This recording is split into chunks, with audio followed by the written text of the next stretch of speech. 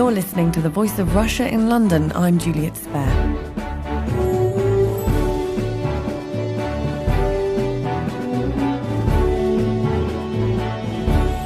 Political rhetoric surrounding military intervention in Syria is dominating the domestic and international news agenda. But what about the effect the war is having on women? According to the UN's refugee agency, more than 2 million Syrians are now registered as refugees. Families torn apart are seeking refuge every day. Joining me to discuss the effect civil war has on women and the untold stories that rarely surface, I'm joined by Benyavskiy, who is a writer, broadcaster and outreach worker who specialises in social justice, human rights and international affairs. Henry Miettinen, a senior researcher on gender issues for the peace-building organisation International Alert.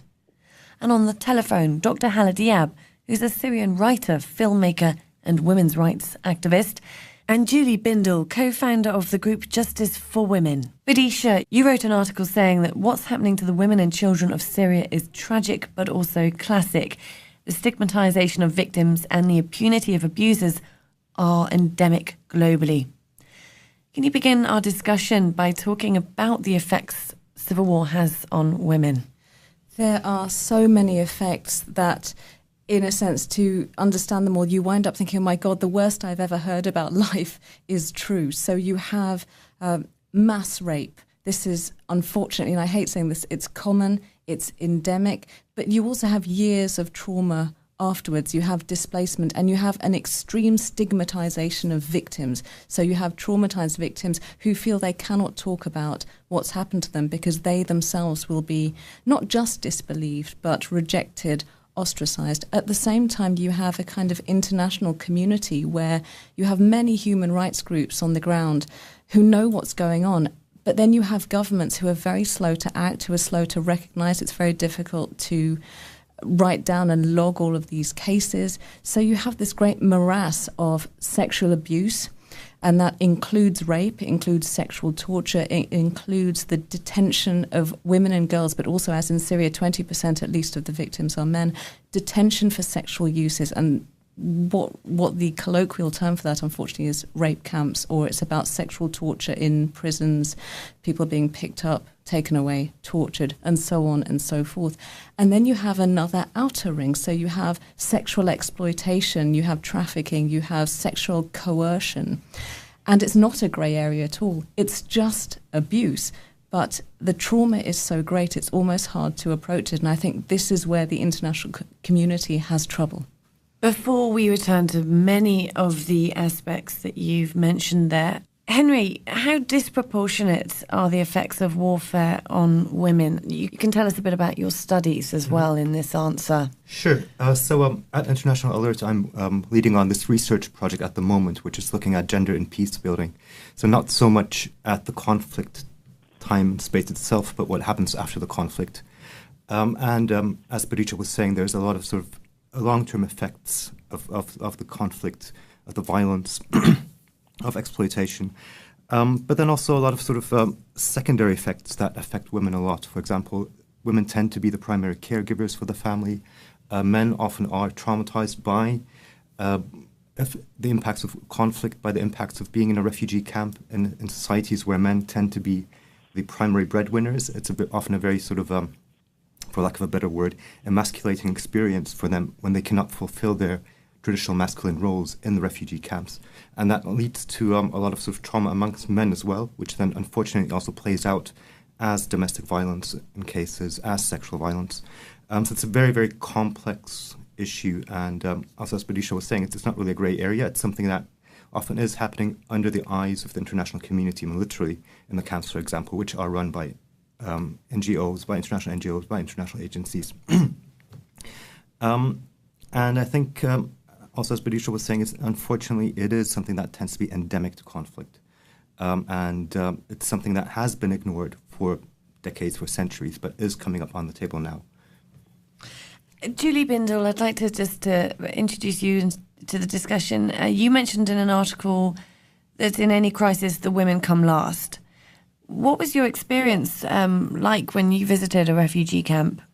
Well, I went to Zatari refugee camp, which is in northern Jordan, just 15 miles away from the Syrian border, and it's home to, well, then it was home to 120,000 people escaping the violence in Syria. 3/4 are women and children, and many of these women have, of course, experienced sexual torture and violence as a weapon of war in Syria. They then come to what is supposed to be a safe haven, a refugee camp. And of course, they're then, as Badish has already pointed out, and Henry, they're then very, very vulnerable to further sexual violence, not just by men in the camp who see an opportunity to be able to abuse a vulnerable and unaccompanied woman, but by those who see her as a commodity, for example, traffickers, those that sell women from the camp or within the camp, children who are sold at the border to rich men, men who are looking for a child bride. Then, of course, there's rape when women go to the latrine at night. In fact, there are women who dare not go to the latrine after 7 o'clock at night in Zatari for fear of being raped. And a recently published report by the International Rescue Committee found that domestic violence within Zatari is both endemic and not policed adequately, because these things are left, as they often are, as something that is seen as so regular, so normalised, so commonplace, that why on earth should we intervene in what seems to be, to them, a private relationship? You know, we have both commercial exploitation by opportunists, and we have the type of sexual violence that women routinely face in their lives, but in such close quarters, with such tension brewing, and so many women who are there without protection, of course, far worse. And what's really scandalous about this, and I interviewed many NGO members, many people who are policing the camp, and also government officials and policymakers, is that really this is seen as something that they just don't want to uncover. They don't really want to lift up the stone. Because if it's seen that prostitution and trafficking is happening, for example, within Zatari, how on earth are you supposed to police it in general if such security breaches are going unchecked? Thanks, Julie. Dr. Heli Diab, how can these women's voices be heard? I just want, before I answer your question, I want to go back to the absent aspect that your guest really didn't touch on regarding, in particular, Syrian women cases. We are also dealing here with sectarian and religious division within the Syrian society, which affect actually about the sexual violence that is practiced on women. Because most of sexual assault that women facing in the refugee camp or even in displaced places in Egypt or Jordan or Lebanon is actually based on the fatwa, Islamic fatwa, which legitimize and legalize the jihad marriage, where Syrian women now can marry a jihadist for a few days, and then the jihadists will go back to Syria and fight. And this is all legal in the name of religion. And I'm sure that your guest who was in the refugee camp is aware of this fact. And even those women, there is underage forced marriage of girls who are in their 15 and 14 in the refugees camp, who are getting married to Saudi rich men or Arab men, and this is all legitimized by in the name of religion. And we need to understand that the Syrian woman is different from other Arab women, because Syrian women, especially women who came from outside Damascus, Aleppo, Homs, some of them, they're not very educated. They come from very conservative cultural environment. Some of them, they were not part of the workplace, and now they are found themselves displaced.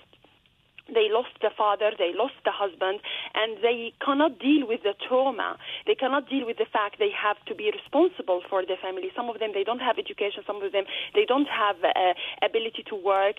Hence, there is kind of sexual violence or violation of these women, which is not practiced by only detention and prisoner, which is a classic image of violation, but also by the rebels, by the jihadists, by Al-Qaeda in Syria, who arrest women from Alawite towns and cities and really rape them, and they see this is legal because they base that on religious grounds. We cannot speak about violation of women's women's rights in Syria without talking about religion base or sectarian basis. To voice the women, Arab women or Syrian women in this dilemma is to work with NGOs, with civil rights societies, with organizations, with activists to empower these women in displaced areas and in refugees camp, to try to help them, empower their skills, to even to work or even to involve them in voluntary work or even through education, to create out of these women who now try to who have no money to survive. They have to sell their daughters to have a bread, to change them from victims into people who are capable to produce something, even if they do bake cakes or even they make dresses, or to empower these women, not only through talking about what they suffer from, but to help them to change their situation. Dr. Diab, you answered brilliantly then the actual question I started with: how do you help make these women's voices heard? And you put it very eloquently, but by empowering them and giving them a voice, and not just helping them, but offering advice and support to help them progress with normal life. Bidisha, you looked like you wanted to say something. I was feverishly writing notes there. I just wanted to say that I absolutely accept what Dr. Diab says, and I'm so grateful for that nuanced, deep history perspective on it, because I think it's very easy to say, there's a war, what do you expect? All perpetrators behave like this, all victims behave in this way, this is just awful. It says something awful about human nature in a kind of generalized sense. But of course, what we know about rape in peacetime as well as war is that perpetrators are opportunistic. They are not on either or any side of the political line. Their excuses and justifications are entrenched in a sense of entitlement, which is backed up by politics, by religion, and this goes back thousands of years. And I absolutely also accept this point that what is needed is, at the same time as we're having lots of discussions about military action, what kind of military action we're going to do in Syria, there needs to be a broad-based humanitarian and political discussion about what we do to rehabilitate, to create order, peace, and a sense of safety and treatment of trauma in the refugee camps, which are in all the countries bordering Syria. So we're serving a population which is displaced and traumatized, not just in the short term, but in the long term, exactly as Dr. Diab says. But I also wanted to just give props to Julie Bindel there, because her article about Zatari camp in Standpoint magazine actually inspired my own. Because what's happening is, obviously I'm a journalist, and so you're kind of between politics and human rights. I was getting reports from the International Rescue Committee, from Human Rights Watch. I was following what International Alert do, which is why I'm so happy to meet Henry.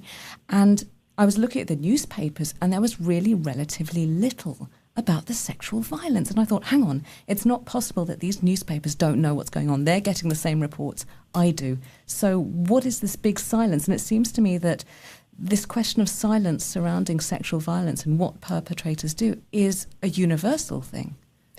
I just want also to support your view by saying there is so much masculinizing of actually the crisis of Syria.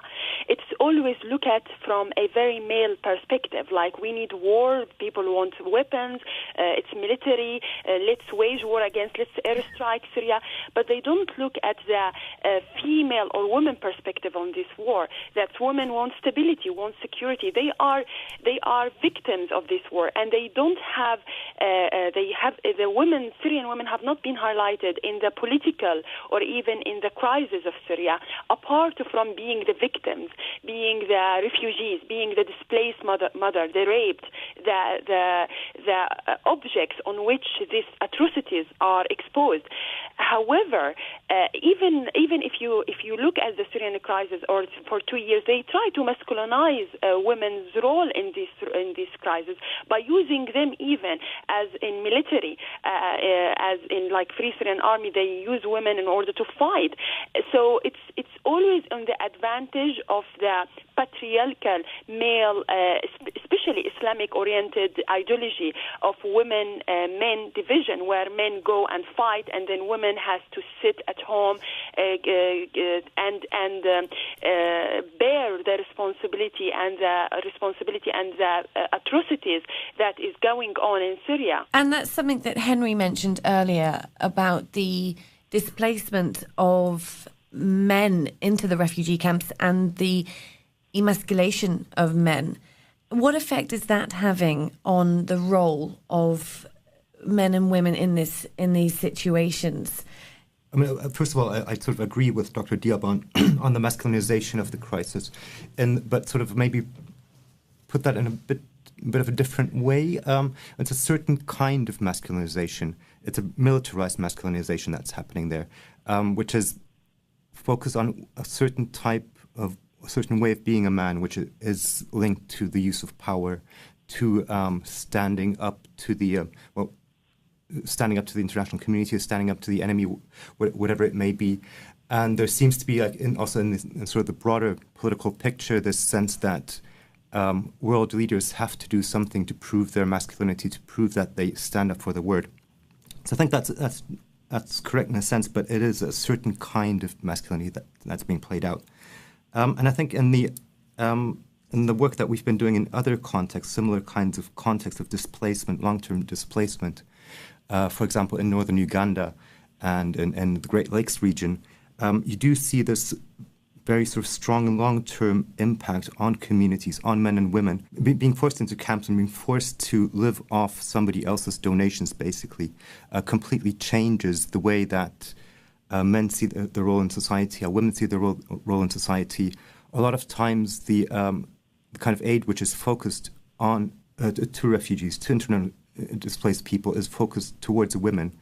And that sort of, on the one hand, can strengthen their position in society, but can also undermine it, because then there's a backlash from men who say that they are not getting the same amount of help, they are not getting the respect that they are used to getting from society. So it's a very complex issue there. So what you're saying is the help given to women to rebuild their lives has a detrimental effect sometimes on their relationship with their husband or father, because they are emasculated, not given the same help, and they feel redundant from their position in society. And this redundancy gives way to domestic violence. Yes. And I think that sort of it's important, I find, and that's sort of part of the work that we're doing at the moment, is to try and see gender as a relational issue, to work with men and women on these issues and not focus on either women or men. And I think something that Dr. Diab also said is also very important. It's about the way that women are portrayed as victims without agency, and that's something that needs to be changed. They have become, men and women have become victims of the situation, but they also do have agency, they do have power, and it's important to sort of support them and empower them in this situation, rather than place them into a situation where they only have to wait out for handouts from the international community. Just to come to you again, Julie, why on earth is it that you're one of the few people to have actually reported on this in a refugee camp? Well, women always come last in any crisis, as we said earlier. And because, of course, the machismo of many reporters, many male reporters, means that they actually ignore what's happening to women and children because they're only women and children. And they're seen as somehow, the forgotten casualties of war. And then you also have issues such as domestic violence, which is endemic in the Tari camp, as it's endemic in many women's lives all over the world, that's ignored because it's seen as ordinary family relations. Then, of course, you have journalists, Western journalists, who take the very harmful, in my opinion, cultural relativist view, which is that, early marriage, as they call it, I call it child rape, but early marriage is, of course, what they do. We can't interfere in their culture. And, of course, there's nothing cultural or religious about violence against women and children. It happens everywhere. The culture is, in fact, patriarchy, rather than anything that's out there. Now, if you look at some of the attitudes of the NGOs, many of whom are doing absolutely brilliant work to protect the Syrians from further harm and giving them a home and relative safety. Some of the people said to me at Zatari that they accepted that 13-year-olds get married to older, rich Saudi Arabian men who buy them because that was their age of consent, that's what they did. Polygamy, which is very harmful to women, is also now far more routine amongst Syrian women than it was previously. Because, of course, as Badisha said, this is an opportunist issue. Men who see that they have the right to do this, to take more than one wife in order for them to shore up their patriarchal power, will do so. And domestic violence on the camp, as Henry mentioned, which is a really serious issue. Let's not just look at the kind of bigger issues of rape as a weapon of war. Let's look at the everyday instances of domestic violence. There are between 200 and 250 police officers on duty at any one time in the camp. And yet, there have been no convictions whatsoever for domestic violence. One senior police officer said to me that the only case that he'd heard of domestic violence was, in fact, when a girl had her arm broken by the father, but this was resolved because the girl decided not to press charges. Well, that, for me, is not resolving the issue. That's like looking at the UK 30 years ago when we saw it as a private matter. And it's not acceptable that we think it's all right when it happens to Syrian women and girls. It's not all right where it happens and to whom it happens. It's a crime, and it should be treated as that. And this opportunistic behaviour by the perpetrators and the effects that has is a rise in the number of child rapes, a rise in human trafficking, the displacement of women who are sold as commodities around the world. So it is a global problem that... can someone, Vidisha, answer me why no one lifts the lid, why it's not talked about? Something very perverse happens, which is that the abuse of women in general is so common that it's seen as unremarkable. Isn't that strange? So if one drop falls on the table, we notice it. But if it's showering on the table, we just go, it's showering, let's go somewhere else, let's shut the door and forget about it. So on the one hand, there is a great morass of abuse. This is absolutely endemic globally. This is endemic globally. It is abuse, as Judy says, and I'm so glad that we're reclaiming that word and calling a spade a spade. But then there is a kind of mass denial. I don't think it's because all of the deniers, the politicians, the activists are somehow woman haters. I think it's the opposite. I think they believe, but they can't handle it. Because I don't think you can disbelieve this number of victims. You can't disbelieve reports which are coming from Human Rights Watch and the UN. It's that the trauma, the effect is so great, that sense of, oh my God, this is common, this is, perpetrators are not these weirdos, these beasts who wear masks, who've got beast tattooed on their head. They're normal people, they're functional. They look like, well, they don't look like you or me, but they look like a colleague, a friend, a brother, a father. This is absolutely normalised. I think that's what the world at large has a huge amount of difficulty accepting. And I want to say also this denial is because of shame, especially when it comes to Syrian society, because many women might be raped or many little children might be abused sexually by their relatives, by their fathers, by their neighbors, but they can't talk about it because the family always blame the woman. Even in the Middle East, if the woman is raped, they will say, you have led them to rape you. So it's always the guilt, the shame, which make women incapable to express this kind of violation, and also because of man-woman relationship in the crisis in Syria, we've seen a lot of Arab men or Muslim men who go to Syria, even Syrian men, they express themselves through violence. Because in Syrian culture, as it is in Arab culture, because of religious suppression, because of sexual boundaries in the Middle East, the only way for men to express themselves is through violence. And that's why we see a lot of this violence is expressed in the Syrian crisis, and also part of it is the sexual violence, which is just a continuity of this motion of violence, especially among uneducated men or men who have led by some revenge towards what happened to their families, and women are paying for this what's happening in Syria. And if you look even about like British or some non-Arab women, Muslim women who came from Tunisia, from Belgium, from even England to Syria to offer themselves to the jihadis to be their wives, and this is an abuse, this is violation, and yet they see it legal because this will lead them to paradise, this will lead them to Jannah, this will lead them to salvation. We need to free women, liberate them from this notion of that women should be always playing the role of victims. They should offer to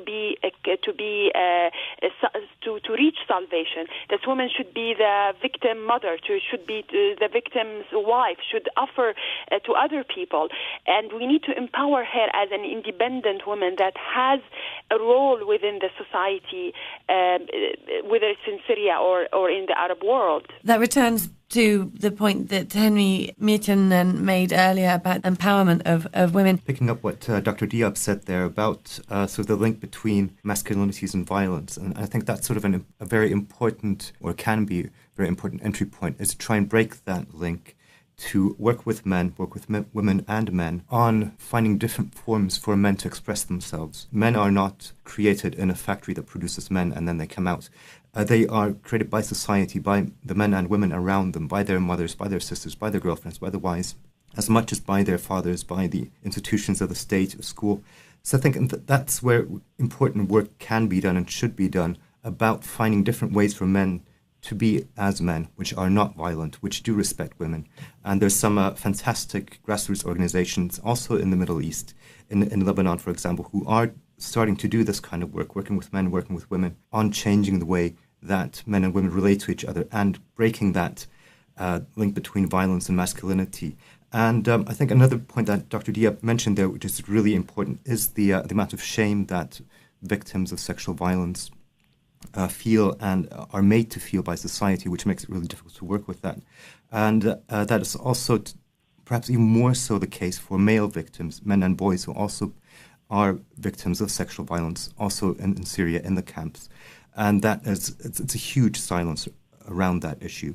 And that is something that the international community, I think, also needs to be much more vocal about, and look ourselves in the mirror and see that that's not something that only happens in conflict situations, but also happens in our own societies on a daily basis. We need to uncover the endemic abuse that's happening to women in hard-to-reach communities, but we also need to recognise that sexual violence is a weapon of patriarchy, not just a weapon of war. The way that women and girls are treated by men is unfortunately a product of the fact that men are born and assigned more power than women. So we need to look at the root and branch cause of sexual violence. Finally, Bidisha. I absolutely second everything that's been said. This is really about patriarchal power. I don't talk about masculinity, I talk about machismo, because I think the machismo mindset, whether it's perpetrated by men or women, is what has destroyed the world, the planet, society, absolutely everything. And it's about looking at the root cause, because I don't believe for one second that rape is inevitable. I don't think that men, if you gave them perfect liberty, would all turn into rapists at all. I think this is about deep inequality. And I think it's also about changing the fundamental fabric of society and giving women a place at the table, which you have so generously done. This is why this conversation is progressive and interesting. It's because we're part of the conversation. I just think that the world would change if we had an equal and fair place at the table to speak. I'd like to thank all my guests, Bidisha there, writer, broadcaster and outreach worker, Henry Myrtinen, senior researcher on gender issues at the peacebuilding organisation International Alert, Julie Bindel, co-founder of the group Justice for Women, and Dr. Hala Diab, Syrian writer, filmmaker and women's rights activist. Thank you very much.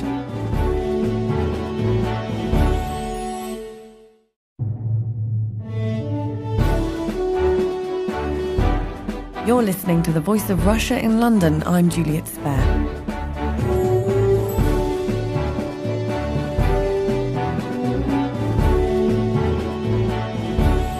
Political rhetoric surrounding military intervention in Syria is dominating the domestic and international news agenda. But what about the effect the war is having on women? According to the UN's refugee agency, more than 2 million Syrians are now registered as refugees. Families torn apart are seeking refuge every day. Joining me to discuss the effect civil war has on women and the untold stories that rarely surface, I'm joined by Bidisha, who is a writer, broadcaster and outreach worker who specialises in social justice, human rights and international affairs. Henry Myrtinen, a senior researcher on gender issues for the peacebuilding organisation International Alert. And on the telephone, Dr. Hala Diab, who's a Syrian writer, filmmaker. International agencies. And I think also, as Badisha was saying, unfortunately, it is something that tends to be endemic to conflict. And it's something that has been ignored for decades, for centuries, but is coming up on the table now. Julie Bindel, I'd like to just introduce you to the discussion. You mentioned in an article that in any crisis, the women come last. What was your experience like when you visited a refugee camp? Well, I went to the Tari refugee camp, which is in northern Jordan, just 15 miles away from the Syrian border, and it's home to, well, then it was home to 120,000 people escaping the violence in Syria. 3/4 are women and children, and many of these women have, of course, experienced sexual torture and violence as a weapon of war in Syria. They then come to what is supposed to be a safe haven, a refugee camp. And of course, they're then, as Badisha's already pointed out, slow to recognise. It's very difficult to write down and log all of these cases. So you have this great morass of sexual abuse, and that includes rape, it includes sexual torture, it includes the detention of women and girls, but also, as in Syria, 20% at least of the victims are men, detention for sexual uses. And what the colloquial term for that, unfortunately, is rape camps, or it's about sexual torture in prisons, people being picked up, taken away, tortured, and so on and so forth. And then you have another outer ring. So you have sexual exploitation, you have trafficking, you have sexual coercion. And it's not a grey area at all. It's just abuse. But the trauma is so great, it's almost hard to approach it. And I think this is where the international community has trouble. Before we return to many of the aspects that you've mentioned there, Henry, how disproportionate are the effects of warfare on women? You can tell us a bit about your studies as well in this answer. Sure. So at International Alert, I'm leading on this research project at the moment. And women's rights activist. And Julie Bindel, co-founder of the group Justice for Women. Badisha, you wrote an article saying that what's happening to the women and children of Syria is tragic but also classic. The stigmatization of victims and the impunity of abusers are endemic globally. Can you begin our discussion by talking about the effects civil war has on women? There are so many effects that, in a sense, to understand them all, you wind up thinking, oh my God, the worst I've ever heard about life is true. So you have mass rape. This is, unfortunately, and I hate saying this, it's common, it's endemic, but you also have years of trauma afterwards. You have displacement, and you have an extreme stigmatization of victims. So you have traumatized victims who feel they cannot talk about what's happened to them because they themselves will be not just disbelieved, but rejected, ostracized. At the same time, you have a kind of international community where you have many human rights groups on the ground who know what's going on. But then you have governments who are very slow to act. Which is looking at gender and peace building. So not so much at the conflict time space itself, but what happens after the conflict. As Badisha was saying, there's a lot of sort of long-term effects of the conflict, of the violence, of exploitation. But then also a lot of sort of secondary effects that affect women a lot. For example, women tend to be the primary caregivers for the family. Men often are traumatized by the impacts of conflict, by the impacts of being in a refugee camp in societies where men tend to be the primary breadwinners. It's often a very sort of, for lack of a better word, emasculating experience for them when they cannot fulfill their traditional masculine roles in the refugee camps. And that leads to a lot of sort of trauma amongst men as well, which then unfortunately also plays out as domestic violence in cases, as sexual violence. So it's a very, very complex issue. And also, as Badisha was saying, it's not really a grey area. It's something that often is happening under the eyes of the international community, literally in the camps, for example, which are run by NGOs, by international NGOs, by